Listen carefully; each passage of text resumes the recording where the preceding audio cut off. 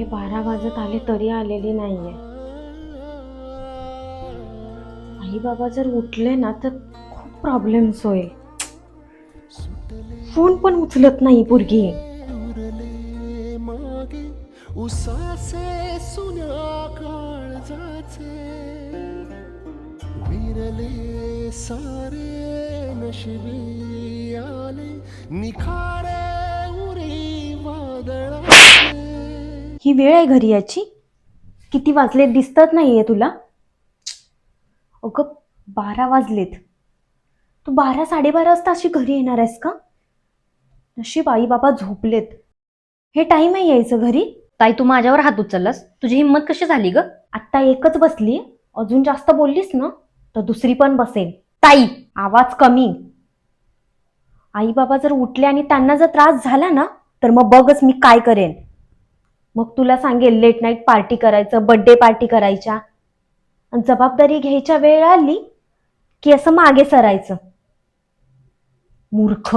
ए तू ना जरा गप्प बस. काय जगा वेगळं केलंय ग मी? कधीतरी मैत्रिणींसोबत बाहेर गेले तर लगेच तुमचं चालू होतं ना.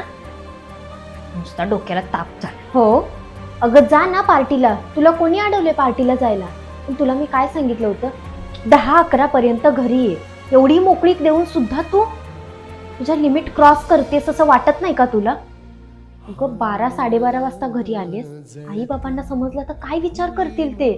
त्यांचं सोड, बाहेर लोकांना समजलं ते काय विचार करतील? ताई हे बघ, लोकांचा विचार मी नाही करत आणि लोकांचं ऐकून मी माझं जगणं सोडू?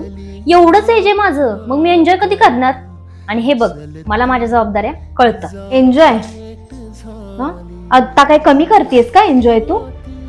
अगं एवढ्याच तुला एन्जॉय करायचंय ना तर कर. त्याला कोणाचं रिस्ट्रिक्शन नाहीये. पण आधी स्वतःच्या जबाबदाऱ्या घे, घरच्यांच्या जबाबदाऱ्या घे. काय करतोय आपण हे तुला भानच नाहीये. काय आहे ना, ज्या वयात जबाबदाऱ्या घ्यायच्या आहेत ना त्या वयात अशा पार्ट्या करत एन्जॉय करत बसू नकोस. नाहीतर सुखाने समाधानाने राहायच्या वयात ना कष्ट करावे लागतील तुला. शिवारी रुजले विखारे निवे सुटले धागे उरले माग उसासे सुन्या काळजाचे विरले सारे नशिबी